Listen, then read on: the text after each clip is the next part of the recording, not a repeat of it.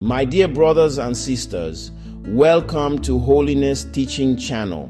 Today's topic is baptism according to the scriptures. What does the Bible really teach?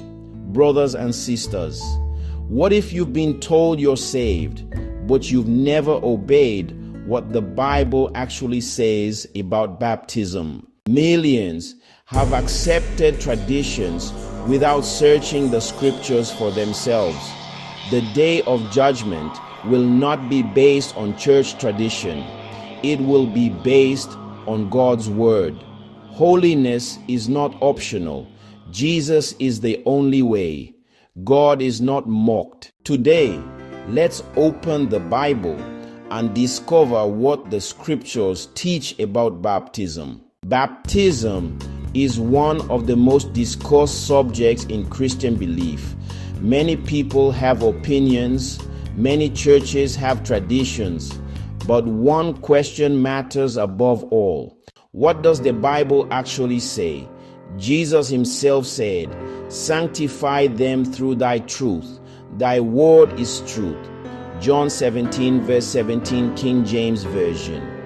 If God's word is truth, then our beliefs must agree with scripture, not tradition. Point 1. Jesus commanded baptism. Before ascending into heaven, Jesus gave this command: "Go ye therefore and teach all nations, baptizing them in the name of the Father and of the Son and of the Holy Ghost." Matthew 28 verse 19, King James Version. That name is Jesus Christ. Acts 2 verse 38, King James Version. Notice, baptism was not presented as an optional religious ceremony. It was part of making disciples. Every true follower of Christ must take seriously what Jesus commanded. If we truly love him, Jesus said, "If ye love me, keep my commandments." John 14 verse 15. Obedience is evidence of genuine love. Point 2. Repentance then baptism. Many people want salvation without repentance, but scripture teaches another order. On the day of Pentecost, the people cried, "Men and brethren, what shall we do?" Peter answered, "Repent and be baptized every one of you in the name of Jesus Christ for the remission of sins, and ye shall receive the gift of the Holy Ghost."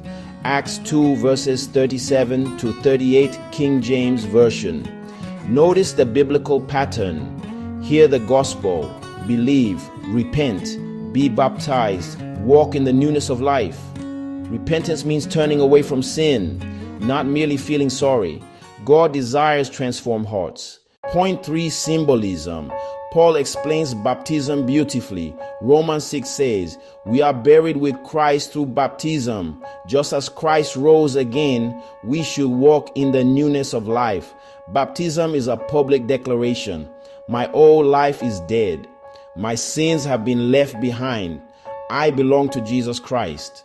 This is why scripture consistently shows believers being baptized after believing. Point 4. Immersion. The word baptize literally means to immerse. Notice Jesus' baptism. And Jesus, when he was baptized, went up straightway out of the water. Matthew 3 verse 16, King James Version. Notice the Ethiopian eunuch. Both Philip and the eunuch went down into the water. Then they came up out of the water. Acts 8 verses 36 to 39. These examples point to immersion rather than sprinkling. Immersion also powerfully illustrates burial and resurrection. Point 5. Faith and obedience. Some trust in baptism while ignoring repentance. Others claim baptism has no importance. The Bible presents both faith and obedience together. Saving faith produces obedience. Faith without obedience is dead. James writes, "Faith without works is dead." True believers do not argue against obeying Jesus. They gladly submit to him. Point 6. Urgency. Throughout the book of Acts, people were baptized immediately after believing. They did not delay. Why? Because obedience matters. Many today postpone obedience. Tomorrow is never guaranteed. The Bible says, "Boast not thyself of tomorrow." Today is the day to obey God. Point 7, holiness walk. Baptism itself is not the finish line. It is the beginning of a life devoted to Christ. The Christian life is a daily walk, daily repentance, daily prayer, daily holiness. The Lord calls his people to be holy. Be ye holy, for I am holy. 1 Peter 1 verses 15 to 16. Holiness is not optional. God is calling his church back to obedience. Many people sincerely follow traditions. Sincerity matters, but sincerity alone is not enough. The Bible repeatedly urges believers to examine everything by Scripture. Like the Bereans, we should search the Scriptures daily to see whether what we have been taught is true. Acts 17 verse 11. Our goal is not to win arguments, but to submit ourselves to God's word. Call to repentance. Friend, have you obeyed Christ according to Scripture, not according to tradition, not according to family, not according to denomination, according to God's word? Search the Scriptures, repent of your sins, turn to Jesus Christ, walk in obedience, live a holy life, because one day every one of us will stand before God. Holiness is not optional.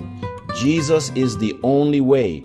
God is not mocked. If this message challenged you to search the Scriptures more deeply, subscribe for more Bible-centered teaching focused on repentance, holiness, and faithful Christian living. Share this video with someone who is sincerely seeking God's truth. I'd also encourage you to read my book, Be Ye Holy, for I Am Holy. It explores what Scripture teaches about living a life set apart for God and can help you continue your study of biblical holiness. According to the Bible passages we studied today, what has most challenged or encouraged you about baptism and obedience to Christ? Please keep the discussion respectful and grounded in Scripture. Thank you for watching, and God bless you all.